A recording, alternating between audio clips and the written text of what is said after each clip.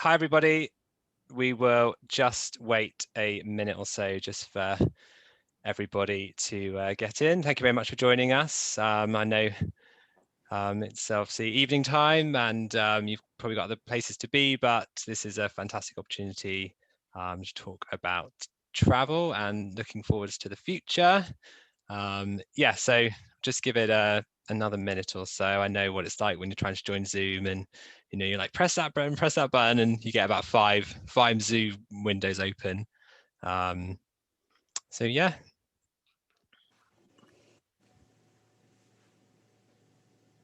And if you haven't been on a webinar before, unfortunately, you don't have like 200 little tiles of people in their living rooms where you can see what they're all doing, and has less likelihood to descend into a parish council style meeting.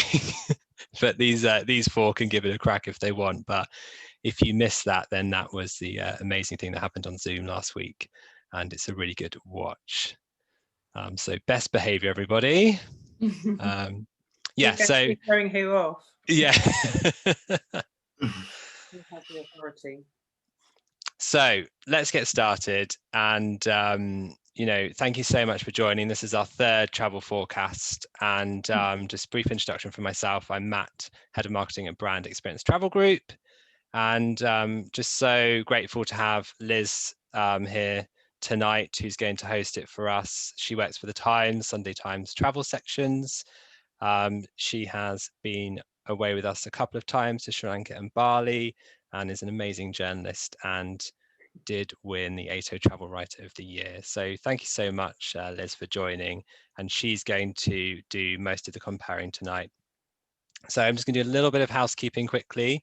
So we have got a Q&A, and we have had an overwhelming response of questions, and just thank you so much for sending them in. Liz has done an absolutely sterling job of kind of bringing them all together. We are not going to be able to answer all of them, but I promise we will do after the live event, and we will get them sent out so that everybody has got all their questions answered. But in the Q&A, if you've been on a webinar before, you can click it at the bottom and you can ask a question during the event.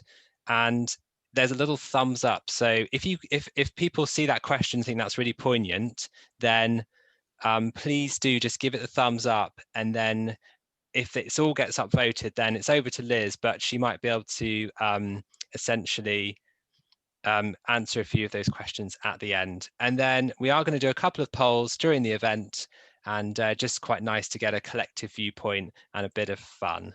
So hopefully that's everything. Please enjoy, and I'm going to hand over to Liz, and I'm going to lurk in the background, but she's going to take charge. So thank you very much. Cool. Thanks, Matt. Hello, everyone. Thanks for coming along this evening. Yeah, as Matt says, I'm on the Sunday Times and the Times travel desk, which means that we're sort of immersed in the confusing world of what trying to keep on top of what's going on at the moment. And yeah, I would like to introduce the panel. We've got Johnny and Dee and Sam. You can see on your screens. I'm just going to ask everyone. I'll just introduce you a little bit, and then I'd like you to just come in, say a little bit more about yourself, what your thoughts are at the moment as well. You might have some thoughts about the current cabinet and what they say on radio in the mornings, so you can share that with us. So we'll come to Johnny first. Johnny is a rock singer and a writer and a travel entrepreneur. He's travelled endlessly and has set up the company Wild Frontiers, which is a specialist award-winning tour operator that takes small groups and tailor-made clients to far-flung corners of the world. He set off on the open road in the 80s on a decade of travels through Africa and South and Central Asia. Wrote 3 books about it, made a TV film, and here he is with Wild Frontiers. Johnny's visited more than 90 countries and has had his articles published in a variety of publications, including the Times and some other ones we won't mention. He's lectured at the RGS in London and Hong Kong. He's named his company after the northwest frontier of Pakistan, and which I think gave him some inspiration for starting off his company. So Johnny, why don't you lead off telling us anything I've missed there, and yeah, just where you're at the moment. No, thank you very much, Dee. Thank you, Sam, for inviting me on here, and thank you to everyone who's watching tonight. Yeah, thank you for the introduction as well. That kind of sums up why I'm here. I set off, as you say, on a decade of travels back in the 90s, and that's culminated in Wild Frontiers. We specialize in small groups and tailor-made. I think tonight I'm going to focus more on the kind of group side of our travel, because I think that's where there are certain questions that I've seen that potentially want to be answered. In terms of the where we are now, you know, there's a lot of chatter amongst us travel companies about the last, well, day in particular, and the new rules that have come out and stuff. Personally, I just don't think it makes a huge amount of difference. I think it's a lot of political speak at the moment. I think the government has been accused of over-promising and under-delivering, and they're kind of changing tack somewhat as far as that's concerned. But the simple facts are, it was illegal, believe it or not, to travel yesterday. It is today, and it will be tomorrow. But at some stage that will change. And I think what's important is that we look at the bigger picture. The rates of infection of COVID are going down radically across the world. I think in December, the rate of infection per day was up at about 1.8 million. It's now down at 300,000. Countries like America, India, and Britain, of course, are all seeing the infection rates drop quite radically. And I think that's really before vaccination has had a serious dent on that. As far as Britain is concerned, I think it's pretty much inevitable that the other statistics we all want to see come down will come down. And of course, vaccination rates will go up. And as a result of all that, people will demand travel again. And I think, I'm not sure how international our audience is tonight, but talking as a Brit living in the UK, I think us Brits are mad about travel. We always have been, we always will be. I don't see that changing. I think it's only a matter of time as to when these rules will get lifted and we'll all be back on the road again. As far as when I think that's going to be, I'm a born optimist, and therefore I shall give you what I think is possibly a fairly optimistic answer, but I think it's realistic as well, given what I've said, that, you know, most of the graphs that we kind of measure things on are on a downward slant. I think we will start to be able to travel in May. It'll be European travel, I think, first, fairly short haul. And then I think we should be able to gather a bit of momentum going into the summer. And in the autumn, we'll be looking for more long haul. And I hope that by kind of Christmas and this time next year, we will be doing more of that long haul travel. Of course, there are still a lot of impediments in the way, a lot of issues, I know, a lot of which we're going to talk about tonight. But that's my own view. And I think, yeah, I think that's the way it'll go. Great. Well, lovely to hear such optimism there, Johnny. Let's hope it's borne out. I'm going to introduce Dee now. Dee Gibson is a London-based interior designer and hotelier, and a regular speaker at the British Institute of Interior Design. Dee, in 2017, built a luxury boutique hotel villa, Kalukanda House, from scratch, which sounds pretty impressive. Last September, Dee was a finalist in the National Award of Most Inspiring Businesswoman. And Kalukanda House was a finalist in the National Best Women in Business Award. Dee has recently joined the HIP Hotel Collection, and is one of, Kalukanda House is one of only 3 hotels on the island in Sri Lanka in their portfolio. So that sounds like it's all pretty exciting. Dee, are you feeling excited about the year ahead? Thanks, Liz. I am excited, cautiously so. I think, gosh, it's been a tough year, hasn't it? So when we opened Kalukanda House, long haul flights were very much the norm. And so it was a bit of a shock when the shutters came down quite suddenly last March. We've had a year when we've been closed, but Sri Lanka's recently opened her borders, which is fabulous news. And we've gone through a really rigorous process of having to jump through various hoops in order to get a safe and secure accreditation from the government in order to welcome back. So I'm feeling very hopeful, because I think that there are so many people, as we know, who've been stuck at home on Zoom calls. Hopefully this is an exciting one for them, which will be very uplifting to talk about the future. It's felt very bleak. I feel, I agree with everything Johnny said. I think we're a nation of travellers. I think the human instinct is to travel. And so my wish and my hope is that slowly we can start to accommodate people who want to you know, spread their wings a bit more. Personally, I feel that there are some people who are just ready to go right now, and will probably do whatever they can to board a flight and just get away from where they've been stuck for the last year or so. And I think we might see a slow trickle of that, and hopefully that momentum will build as time goes on and people feel safer about the travellers who've been away and come back and maybe talked about some really brilliant experiences. And as we move into a safer world with vaccinations and things like that, I think that, you know, by the end of the year we'll be in a really good position. But I hope it will move quickly. Brilliant. Okay, thanks, Dee. And that's on to Sam, last but not least, obviously. Sam, co-founder of Experience Travel Group. Asia's always been a feature of Sam's life, going back to backpacking around India as a 19-year-old, to meeting his Kiwi wife on a beach in Thailand. More recently, obviously he's travelled fairly bit in Asia to meet ETG's Travel Collective. He's travelled with his family all over Asia, and is therefore one of our foremost experts on long-haul travel with kids, which is can be a challenge in itself.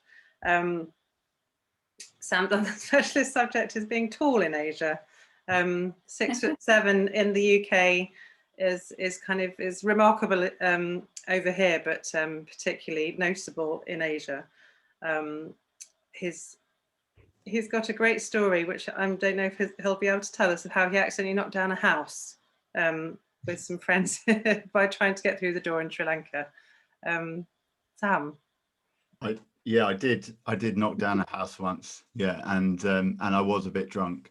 Yeah, we were in a half-finished house, and I smacked the middle beam of the house, and it all kind of collapsed around me. So Dee will know about building regulations in Sri Lanka and their slightly sort of lackadaisical approach to them. So yeah, knocked down a house. I'm actually only 6'6" as well. I found out recently that I've shrunk, so I've dipped below the point at which I can round up to 6'7". So that story's completely ruined. So, yeah. Disappointing. Anyway, no, thanks for the introduction, and thanks for your positivity from the other guys. And yeah, that's I certainly hope that that's right.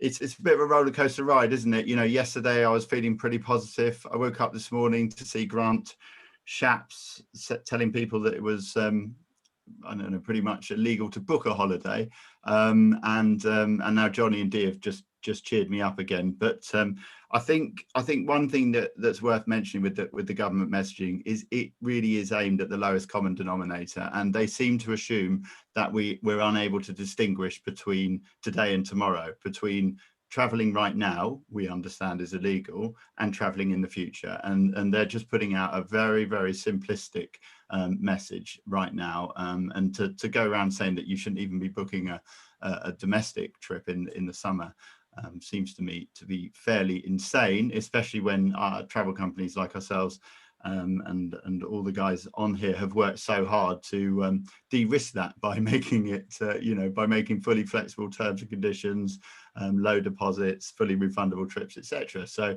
there's plenty of ways. We need to book holidays. We need you to book holidays, and we can make it safe and possible to do so. So yeah, I'm positive that we can get that going again. Brilliant. Glad to hear it. Okay, so Sam, I'm actually going to come to you with the first question, which is from Barry. I mean, we've all sort of touched on this a little bit already, but Barry's asking, are we going anywhere this year, and can we get back in if we do? Yes, I'm with Johnny on his. I think Johnny's outline is about right, with all qualifications that you know, things can change, and they do change quite rapidly. Can we get back in? Well, it's worth saying that the government did give, you know, in credit, they did give plenty of notice on the quarantine situation. They haven't changed the goalposts on people coming back in, and I don't think that would be possible. So I can't see that will be too much of a problem. We've got a concept called travel ready, and currently none of our destinations are travel ready because we're not allowed to leave the UK. But once we are allowed to leave the UK and they'll allow us in, we'll be making that sort of judgment about whether it's a sensible risk. We'll be managing that risk and saying, yes, look, we feel that destination is going to go ahead and your holiday is going to go ahead, and if there's any risk of it changing, we can be flexible about that. Okay, well, that's going to reassure a lot of people, I'm sure. Another question, which is obviously on everyone's minds at the moment, which Annika has picked up on. She's interested to know about vaccines. We're wanting to know if the panel thinks that COVID vaccine passports will be mandatory for airlines or foreign travel, or for coming back to the UK. I mean, I know that various countries and airlines and cruise lines have, and even tour operators have started saying that passengers will have to have proof of a vaccine. Obviously, the government's making that a little bit difficult by refusing to give people a passport and just telling them to ask their doctor. But what are the prospects of that, do you think? Perhaps I'll ask Johnny, come to you first with that one. I think it's pretty likely that this will come in one way or another. The interesting thing is, it's not in terms of having a vaccine passport, for want of a better term, to travel abroad, it's not really necessarily something that the British government needs to get involved in, because it's going to be about the other countries and what they are allowing rather than necessarily what the British government is allowing.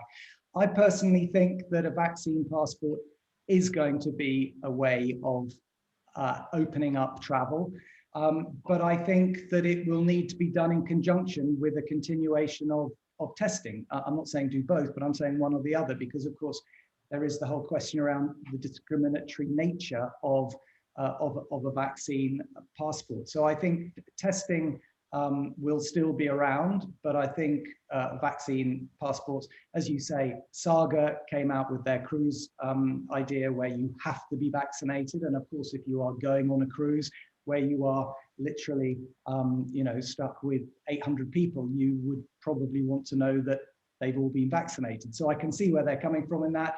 Airlines are starting to offer it. We see more countries every day coming out saying that they will accept people that can show that they've had vaccines. So it's still a bit uncertain as to how we're going to show that, but I think that will come out in due course. And yes, I think this is going to be the way that we do get back to some normality in travel. Sure. And Dee, how about you? What's the situation with Kalukanda House or in Sri Lanka generally? Is there any kind of is there any move to require proof of vaccination, or is it more the emphasis more on testing? What's your experience been there? Well, the emphasis at the moment is on testing, and I work very closely with a health expert who's got international experience actually, and he's worked for many years in this field. And what he's suggested is that probably even if the vaccines are, I think in the initial stages, what he's saying is because there's a sort of grey area around this, or question mark around the transmission, or of corona, even if you have a vaccine, it's not necessarily right now going to be the only thing that we can rely on. So it sounds like it will be a progressive process of relying on testing. Different countries are, going to have a different approach to the way they do things. Hopefully, as time goes on and this thing burns itself out and more people are vaccinated, maybe the passports will become redundant anyway. And if everyone has been vaccinated, then, even if you get it, the chances are it's going to be a very mild sort of infection. I think it's a case of time. So at this moment in time in Sri Lanka, it's testing, I think having a vaccine is great. Everyone should get a vaccine. And then we sort of inch forward and see how things move organically. Lovely, thanks. And the next question I wanted to come onto, which has come from Sue, but I think is, again, it's something that a lot of people are thinking about. I mean, there are a lot of ifs and buts, obviously, going on at the moment. If we come out of lockdown and there is still a red list of countries for enforced self-funded isolation in quarantine hotels, Sue asked if we think the Foreign Office advice at that point would still be no travel besides essential travel. I think, I mean, obviously, in the past, the Foreign Office advice hasn't necessarily tallied with advice from other agencies within government, which has made the whole thing even more confusing for everybody. But I guess what this boils down to really is if those quarantine hotels are still in place and which makes you want to cancel a trip, obviously you want the Foreign Office to have banned travel to that country to be able to get a refund or to be able to claim on your insurance. On going on past experience, Sam, what do you think of the prospects there? No, I can give quite a boring technical answer here, but it's important to remember that the FCO advice is protect travellers when they're in country, whereas the quarantine is about protecting the British population from spreading the virus. So those two things shouldn't be linked. They should be separate. When it comes to travel companies, the FCO advice has become sort of de facto trigger for people having to refund, but actually there's nothing in the package travel regulations that Wild Frontiers and Experience Travel Group are regulated by that says the FCO is the only trigger. It's a matter of can you deliver what you're contracted to deliver. Now, as a company, we've not had this situation, so it's not been tested before. But as a company, I think we would make a decision that if someone had to quarantine on return from a holiday, we would consider that a considerable alteration to what was contracted, and we would give the money back. Whether individual airlines will take the same decision, I don't know. Airlines are a law unto themselves, so I can't speak for them. But we're as a package operator, we're responsible for the entire package that we sell. We would be refunding people if they had to quarantine for sure on their return. And how about you, Johnny? Is Wild Frontiers in the same position? Exactly the same. And I think I just reiterate what Sam said earlier, which is about the very, very customer-friendly terms and conditions that we have at the moment regarding COVID. And if there's anything that makes it, I forget what Sam's once called, ours is called COVID viable. I think Sam's is a nicer name, ready to COVID ready or whatever. Of which there are 5 different criteria, and one of which is FCO advice. If any of those aren't hit, and as Sam said, quarantining on either direction would certainly make it not COVID viable, then you would be entitled to a full refund or a free transfer or whatever. So the risk really isn't that great. I think the only risk that there is, and we don't know how big a risk this is until we're kind of further into the travel cycle where we are actually traveling, is what happens if you go to a country and in your 2 weeks there, it gets put on a red list, if indeed red lists are still around, etc. And I think that's where there can be a risk that the customer has to accept, because we don't know how that's going to develop over time. And I mean, it's a bit similar to what happened last summer with, everyone being in Spain and then suddenly Spain being put on a quarantine list. So there will be things as they develop, but yeah, the terms and conditions that we both have, Sam and I, are very, very generous in these terms. Yeah. Well, that's the thing, isn't it? There's the law, and then there's what you can sort of offer over and above, which I know a lot of companies are making an effort to do, aren't they? And just to quickly say, exactly, we're not big companies that have very strict, we try to oblige wherever we can. Yeah. Okay, I'm going to go to get the first poll up. So bear with me while I just try to figure this out. Please all vote. I'm going to launch it now, so I think it will appear on your screens. So the question is, regarding long haul travel, when do you think you'll be going? And I think you can just vote on your screen. The panelists can vote as well. Oh, excellent, everyone's off. So yes, so we're interesting to know if everyone wants to get out as soon as they possibly can. Summer this year, winter this year, or even taking the long view and looking at spring next year, or the more cautious approach and sticking to short haul and domestic even for the next few years. So I can see that you're all voting away there, and it's, I think, reassuring for all of us here to see that there are fairly few votes on the short haul domestic cautious approach. I'm just going to give that a few more seconds before we see what's going to come out top. But it looks like most people are sort of taking the longer view here. Okay, I'm just going to end that now.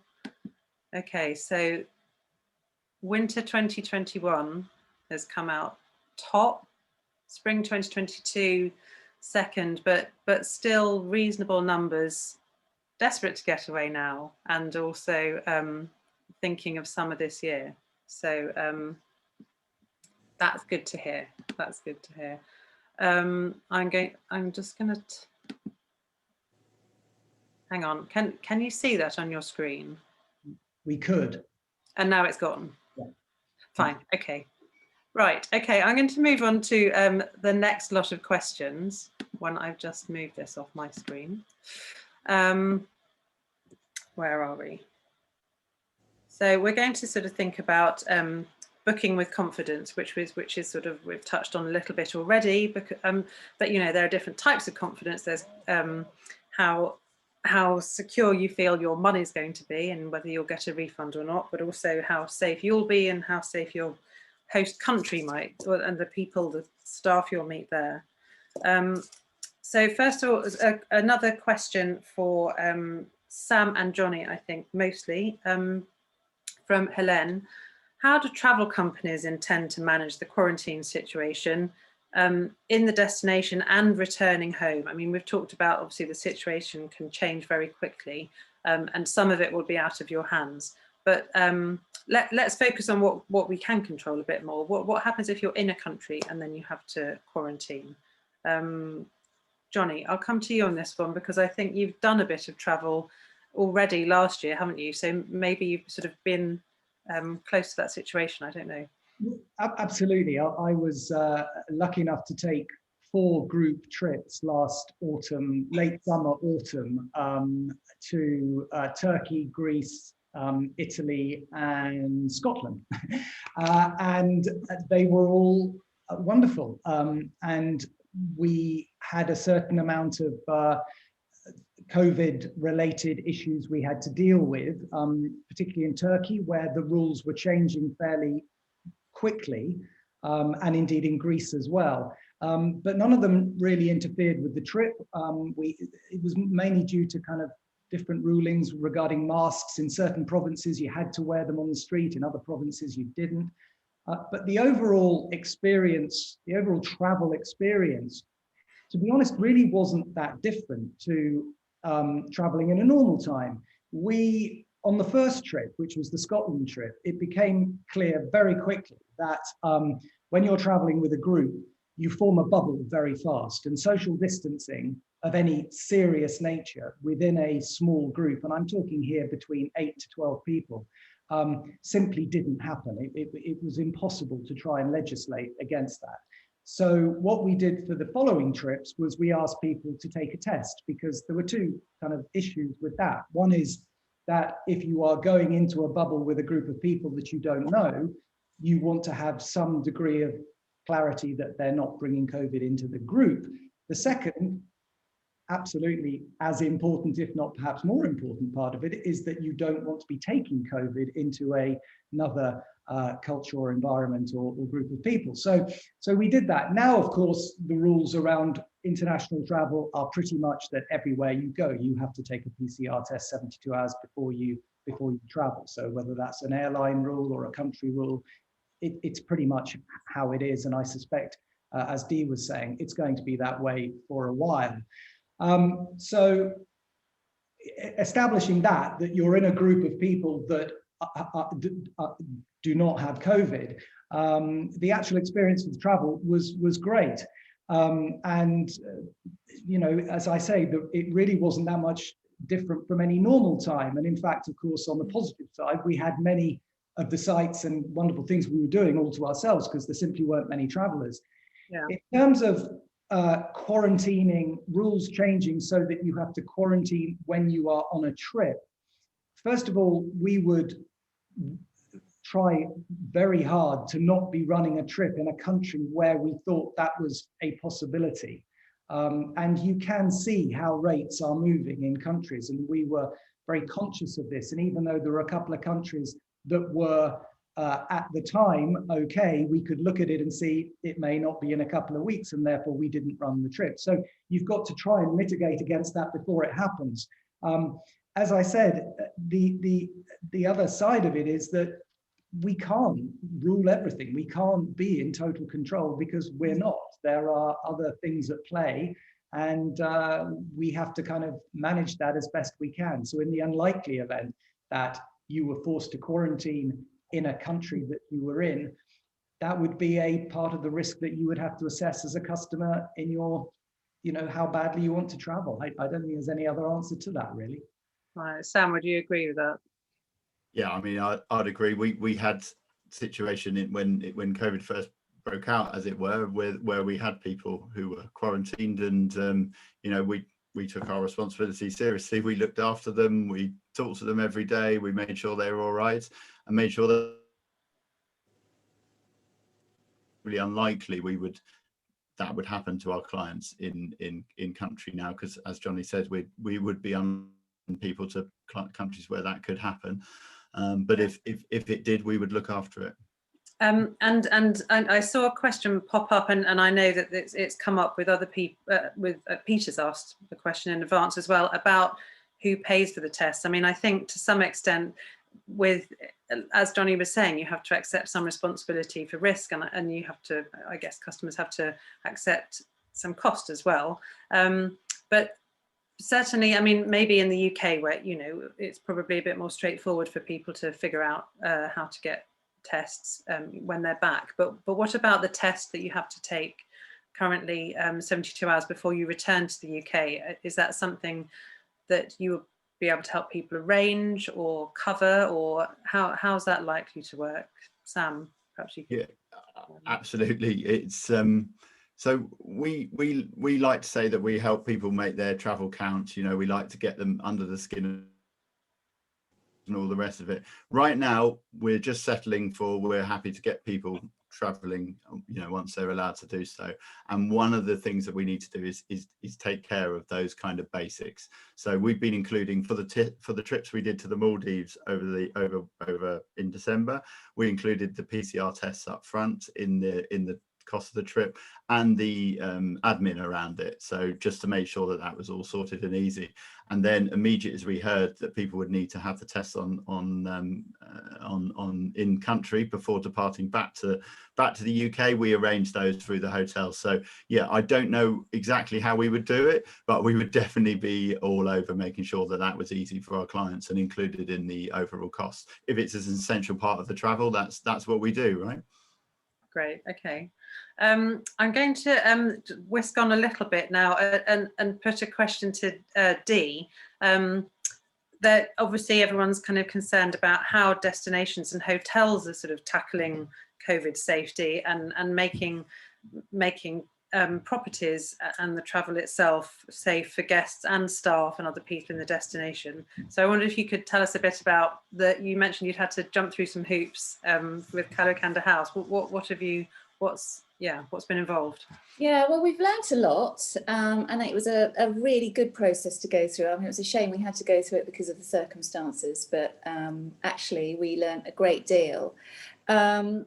In terms of what we had to do, we had to go through an independent audit by KPMG, who the Sri Lankan government had recruited as being independent auditors to make sure that destinations were safe for guests to come to. So everything, I mean, every inch of our operations, of our hotel, the way our staff were trained, everything was overhauled and looked at so that in any eventuality we would know how to deal with a health emergency. But actually before that, 3 steps before that, we would be, you know, taking measures to make sure that people were safe coming to us so nothing would happen. So, you know, the staff have been trained, and from a hotel perspective, Kalukanda House is very much an experiential based destination. I mean, I built it with very much that in mind, and actually I was traveling with Experience Travel when I found the land to build on. So and it's all part and parcel of it. And for me, the experience is not just where you stay and it's providing a luxury destination, but it's having that people connection and community. And for us, people is not only our guests, but as you just mentioned, the staff and the community. So from a hospitality perspective, we're making sure that everyone who comes to stay with us is safe. And we go through a number of processes to make sure that, you know, all the travel is arranged with good agents. We've got our testing laboratories, we know where to go and get them from, our doctors are on call, we know where the local hospitals are, the insurances are set, and all of that stuff is kind of background stuff. And I think it's really important for the guests to take responsibility for themselves, as Johnny touched on before, but also knowing that you're booking with somewhere that's taken those steps and someone's thought about it. And I think the missing piece that can drop out sometimes if people, you know, we're so used to booking things online, aren't we? And the human element is really important. I think it's really important to join the dots and know who you're talking to, and either talk to an agent or speak to the owner of the hotel and understand where you're going, so that, you know, it's belt and braces approach. Yeah. And I guess, well, I'm sure it's true for Johnny and Sam, you're sort of, as you're not, you know, mega corporate businesses, I'm sure that as you're, you know, you're getting inquiries from clients, I'm sure they must want to know a bit about what measures are being put in place in the hotels you work with. And so I guess, you know, the fact that you have a relationship with those hotels must stand you in good stead, that you can kind of, you know, give that reassurance to your customers. I mean, this is it's a world problem, and from my experience of traveling last year, towards the tail end of last year, every country understood it, and all the hotels that we use and check through our suppliers, our partners in these countries, all understand that there has to be a level of safety in each of these places, and we simply wouldn't put people in places where those weren't in place. We had a question from Barbara, which is a little bit wicked of her, I think, frankly, but she's asking, which is safer to a safer form of travel at the moment in terms of health, going independently or in a small group? So this is one for Johnny and Sam to go head to head on. Sam, do you want to start? Well, Johnny's got a foot in both camps, so Well, true, yeah. he's gonna have to sit on the fence on this one. No, I don't think there's I don't think there's a risk for the traveller in either circumstance any more than doing anything at home. I can't see how it's heightened in either situation. So it doesn't make sense to me that it would make any difference at all. I mean, with our tours, we like to get people, you know, out and about and meeting people. You're going to meet guides and so on and so forth, and that's what people traveled for. They travel for connection. So there is going to be that level of meeting people. Now, at the moment, and for the foreseeable future, there will be that element of social distancing from our point of view, but also from the local point of view. They're worried, and you don't forget that nations are more worried about us coming than us getting ill. That's the concern that they have. So there will be that element of social distancing, but really we'll be doing as much as we possibly can to facilitate people making those connections, because that's why they travel. You don't travel to be hermetic, or you certainly don't travel on any of the trips that we organise, or Wild Frontiers, or go to Kalukanda House if you want to be in a hermetically sealed bubble. It is just not what we do, and we'll be making sure that we work within the parameters, keeping people safe to enable people to do that. Grand. And Johnny, have you noticed, is there much difference for you between the two, or is it just kind of, the fact is that if you're traveling privately, you're already in your own bubble, so the sort of social distancing is less of an issue? Yeah, I think one thing that surprised us when COVID started and we were looking at how it was going to come back, I think we felt that the kind of private tailor-made travel would come back before groups, but that wasn't the case for us. Groups were coming back sooner, and actually people that normally travel on tailor-made holidays, couples and what have you, were coming with groups because they could see the security and the simplicity of booking with a small group. And what we've actually found recently is this perfect position between the two, where we've actually had quite a few private groups booking our group trips and saying, we've got friends, we haven't seen them for ages, we want to buddy up and go on one of your walking holidays in Spain or Italy, and take over the whole group, so that they're in their own bubble, but they're just with their friends or family. And I think that's a wonderful way to travel, whether you organize it independently on the kind of tailor-made side, or you just take a group travel that's already there. So we've seen a big rise in that, and that's, I think, a great way to do it. It's encouraging. Obviously, we're all just missing other people desperately here, aren't we? I'm going to go to the second poll now. So let me just bring that up on the screen. It's about booking holidays in the future. And it's we're keen to know what would give you the most reassurance about booking a holiday right now. Can you see it? Can you see it? Are you able to vote on that? Okay, so please fire away with your voting. Would you prefer a vaccine passport system? We talked about that earlier. Is financial protection something that is foremost in your mind? Or maybe you're thinking more about the PCR testing. Perhaps the reassurance you need is just waiting the pandemic out, or perhaps you're looking at vaccine programs in the destination you're planning to visit, or of course it could be all of those things, which there's a lot to think about around travel that there didn't used to be at the moment. Certainly on the newspaper, we've found ourselves covering a lot more, I mean, just more than we ever have before, about the behind the scenes stuff about travel, and the sort of slightly more anarchy stuff about, whether your money is bonded or what your insurance is. So I think a lot of people know a lot more about all this sort of stuff right now. Okay, it looks like we've got a good number of votes there. I'm going to end the poll. And it does seem that financial protection seems to be, apart from the people who want all of the above to be in place, financial protection is a bigger concern, which is very natural. But I think there's probably some quite encouraging message there as well, that it's not about being fearful of travel itself. It's just about not wanting to lose out, I guess. So thank you for your votes there. Let's see, what have we got next? So looking forward, there have been lots and lots of questions about where we can go. And I know this is another one of those pieces of string questions, which is kind of impossible to answer, but we can make some educated guesses.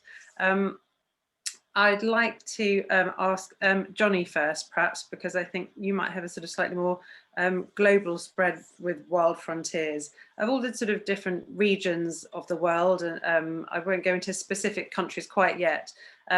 Obviously, there's going to be a difference between when it's possible to go somewhere and when it's safe, and when it will all feel normal. I mean, I know you've said that in some of the places you've already been, it did feel quite normal.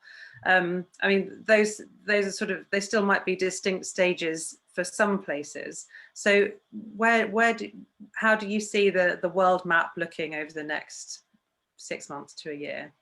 I think it's interesting how many places are already coming out and saying things like, we will accept people with vaccine passports, we'll accept people that have the PCR test, etc. And quite kind of randomly, these countries are popping up in different places. My own view is that I think for us Brits, it will start closer to home. It'll start kind of European, it'll spread out from there into places like the Caucasus, into then maybe Middle Eastern countries like Jordan and Oman, before, if we're kind of heading east, before it kind of gets over towards the subcontinent and then Southeast Asia. I think certain African countries will open up in that kind of middle territory. And then of course, South America is interesting because I think it will open up. It's just whether or not, I think it's had so much kind of bad publicity in terms of COVID levels in places like Brazil and stuff, that I think it will take a while for South America to come back. And of course, what you also have to look at is the seasonality of travel and how seasons play into all this. Because if you kind of, for example, Southeast Asia, and I'm kind of generalizing here, but it is generally a kind of October to March holiday period. If you miss that, then you're probably waiting another year before it opens up again. So there's a lot of imponderables in it, but I think we'll start closer to home on short haul, go mid haul, and then end up being long haul. And Sam, how do you think about, you know, the countries that the ETG covers? What's the, I mean, I know that in Asia itself, they've been pretty strict. There hasn't been up to a point, there wasn't a lot of movement between countries, was there? Which seems to have worked, I think, for some countries. But yeah, how do you think it looks in different countries over that for you? Well, in our destinations, I saw one of the questions said east of Oman, so we'll go east of Oman. Yeah. And I think that Sri Lanka is, as Dee was saying, is valiantly trying to open now. They've opened, but in very limited way. But it's an interesting experiment to try and work out how they can balance the safety of the local population with the safety of travellers and with the economic necessity, really, to get travellers back in, because people are suffering really very, very badly from the lack of tourist income in areas, particularly, and Dee could talk about that much better than I could. But there's that, and I think Sri Lanka, because of that early move, they will find a way to get things moving in quicker than other destinations. So I think Sri Lanka will be an earlier one. Maldives, entirely reliant on tourism income. Again, you know, pretty safe because you literally go to one island. So you know, you are sort of by definition socially distanced, and I think Maldives will open soon.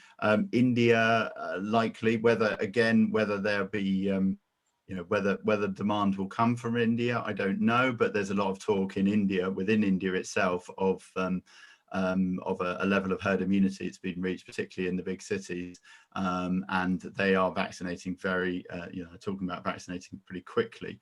So we'll see how that pans out. The Southeast Asian countries, I suspect, will take a more cautious approach. So I think Vietnam particularly, they're keeping their cards close to their chest, but that could be the back end of the year, could be earlier, but I don't know. They are cautious. Thailand again seems to be very cautious, and poor old Cambodia and Laos are almost entirely dependent on what Thailand and Vietnam do. So they don't in it, and Myanmar, of course, has other problems to worry about. Indonesia, again, Indonesia's in season in the summer. There's lots of different islands. There could be some limited travel to just one island. Bali have been pushing really, really hard to open, but there's a struggle going on between Java and Jakarta, really, the government there, and Bali. So there we go. That's my that's my quick dip on our destinations. Quick spin around Asia, and Dee, perhaps you can fill us in, because I know there will be a lot of Sri Lanka fans listening today. So obviously we can't travel to Sri Lanka at the moment. So who if it's open, who's it open to? And is Kalukanda House open at the moment? Have you got? Yes. Yes, it is. So we've got our level 1 status, which means we can take international guests. The country's opened, as Sam says, in a relatively strict way, but the hope is that I think part of it is getting past the local mindset of, oh goodness, you know, people coming in and are we going to be sick because they've had their borders closed for a year? But at the same time, the economy is so reliant on tourism that they're desperate to have visitors, and Sri Lankans love having people to stay. And actually, I have to applaud the Sri Lankan Tourist Board with the work that they've done. They've worked really, really hard to come up with a plan which is quite strict, but I think the idea is, let's open our borders, let's start in a strict way, and then very quickly move towards making the public of Sri Lanka feel safe and, you know, see that it's all okay. Because being an island, I think probably a little bit like the UK, but obviously we're talking about two different entities. Being an island, Sri Lanka is obviously very much, you know, cosmopolitan, but they are small and they feel kind of set apart. So once people start coming in, it's going to be great. Level 1 destinations can take international guests. As I said, you have to have gone through this quite rigorous process. I've had so many inquiries, which is brilliant, from Germany, France, Italy, Turkey. I think the funniest one I had, I can't remember where the lady was from, but she said, I want to come to Kalukanda House with my cat, which I thought was interesting. I wasn't sure how we were going to pull that one off. But so it's really heartening to see. Yeah, exactly. I was going to do that. I had to politely decline. But you know, I think that it's going to be a really quick rolling stone. And whilst we in the UK unfortunately can't get out there, as soon as we can do, I've already had lots of people who are looking to the future and trying to bag their spots. Of course, well, that's the thing. I mean, we're focused on what Brits can do and where we can get out to, and it's easy to forget that the rest of the world is very likely to start travelling before we do, and which, you know, in a way that might be a good thing. That, you know, it might mean that some wrinkles get ironed out before we get there. So there might be something to be said for that. One thing I did want to come back to, I know there have been lots of questions about travel insurance, and as I said, you know, it's something that we've been thinking about a lot more than we ever really wanted to in the past lately. The insurance companies themselves have obviously had to sort of change their offerings over the last year. I think it's certainly quite a lot of them will now offer COVID cover, but there are sort of varying levels. I think it's still quite hard, or at least it was, you know, when we were last traveling, to get cover. For instance, if you've been told to self-isolate, regardless of whether you've got it or not, if you're isolating and you can't get to the airport, I think it's hard to get cover for that. So I'd just like to cover that one off. So perhaps, Johnny, what do you think the insurance landscape is looking like, and particularly for, you know, for over 70s, and also possibly even, you know, bearing in mind a bit of sort of Brexit headache as well? I think you summed it up very well, in that there isn't really at the moment a fully comprehensive COVID insurance that covers you for everything. As you say, if you are go back to the tier system. If we do go back into that and you find yourself in tier 4 and not allowed to travel to the airport, there's no cover that I know of that will cover you for that. There are varying levels of cover, which I think, in terms of the kind of risk that a client takes, are acceptable. Campbell Irving have a good cover. Travel and General have a good cover.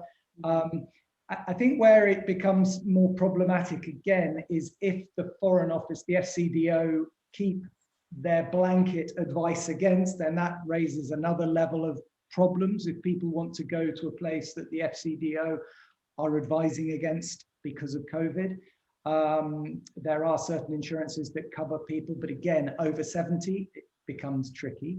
I think the other thing to say is it's a very much a moving feast. I mean, as Sam will know, and I'm sure Dee with hotel insurance as well, people are coming out with new policies all the time to try and jump ahead of these issues. And I think until we are able to travel again, we won't know exactly what's in play. But yes, at the moment, there is nothing that covers you for every eventuality.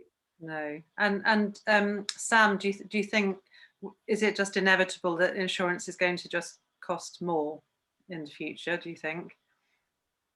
No, not necessarily. I think you've got to distinguish between what you're insuring against, and the risk to insurance companies of people getting ill of COVID in destination is minimal. So there's no increase on premium. They don't regard that as a big risk. What they regard as a big risk is people potentially lockdowns or not allowed to get to the airport. So basically that's what they're not covering at the moment. So I think travellers do need to be a little bit careful. They need to, risk of sounding self-serving, they should come and talk to companies like Wild Frontiers or Experience Travel Group, who are making allowance for that, who with our flexible promising will take you up to the point of getting into destination, and then make sure your insurance covers you beyond that. I think there might be some increased premiums for people traveling against FCDO advice, but that's a little bit of a separate issue, because that in theory ought to change once it's safe to travel to a destination. Yeah, sure. I'm conscious of the time, so I don't want to run on very much longer, but I just want to give each of you the chance to share any final thoughts. Maybe Dee, anything that we've not covered that you think we ought to be considering? Give us a little bit of positivity to take away. I think that there's a very positive future to look forward to. I think right now we're stuck here, it's cold and everything feels really bleak and relentless, and it's all sort of slightly Groundhog Day. But the world is moving around us, and people are coming into Sri Lanka. So if you take Sri Lanka as an example of a country that just shut down for a year, and they've now opened their borders, they want people to come. So we are going to see some movement, and I think depending on the traveller and the location, it might happen at different rates. The one thing I would like to say is that if there's one thing that has been thrown up in the last year, and people have perhaps had a chance to think about, is travelling consciously. Think about where you're going, think about who you're booking with, think about the destination. There's a lot of thought that goes into working with the right people who create these human connections, the experiences. We all care about not just the traveller, but the people that are in our ecosystem, for want of a better word. And if you book and travel with, people like us, and there are quite a few of us around, the chances are you're going to find yourself in a much more flexible situation, and you're going to have a great time, and you're going to come back safely and be able to spread the word, spread the message to get back out there. Great, thanks. And Johnny, how about you? Any last thoughts to leave us with? I think just to kind of carry on from what Dee just said, I think right now we're in midwinter, it's snowing outside, it's all pretty grim, but I think the narrative can change very quickly once things start to get better. And I think, and you, Liz, you'll know the travel press has a large part to play in this. And I think as soon as people do start traveling, it will be a snowball effect, and there will be suddenly the narrative will change. It'll be about people coming back from holidays rather than not going on holiday, and then everyone will start to kind of loosen up and go, wow, well, they had a great holiday, they didn't lose their money, they blah blah blah, and suddenly you find the world is a very different place. So I think we'll start to see that snowball gather momentum towards the spring and the summer, and hopefully roll on into the autumn. Yeah, here to that. And Sam, over to you to wrap up. Yeah, I'll just go back to what I said at the beginning, that the government giving this very simplistic message, which is all about right now, but we're trying to focus on the future. And we talk all the time to our partners in Asia, and they are in a difficult position. They're all reliant on tourism for their income, and to do what they do, and they're desperate to see tourists again. And it means such a lot to them that bookings are starting to come in. And we know that our clients are talking to us and they're really enjoying talking about travel. And we've put systems in place to make sure that we de-risk that. So we take that away and we put that all together, and we get some positivity, and we get something to look forward to during these dark February days. So yeah, that's I'll leave it at that. But we'd love to hear from you, of course. Lovely. Okay, well, I'm going to sign off and say thank you to all of the panelists, everyone, for all their questions, and I'm going to hand back over to Matt to say farewell. Ta-da! Appeared from nowhere. Yes, thank you so much. I've been scribbling away. There's been so many questions while we've been doing it, and as we said before, we really will try and answer every single one. And you've got my email address if you want to ask more questions, and that's what we're here for. So just keep asking and we'll keep replying. And a few comments about the polls, and yeah, sorry, we didn't make the multiple choice. I think we offended a few people there, but just to get a quick view on that one, so I do apologize. But yeah, thank you so much for joining, and enjoy your evening. And I think it's time for a glass of wine. So yeah, see ya. Thanks, guys. Cheers. Thanks, guys. Bye. Thank you. Bye. Bye. Bye. Bye.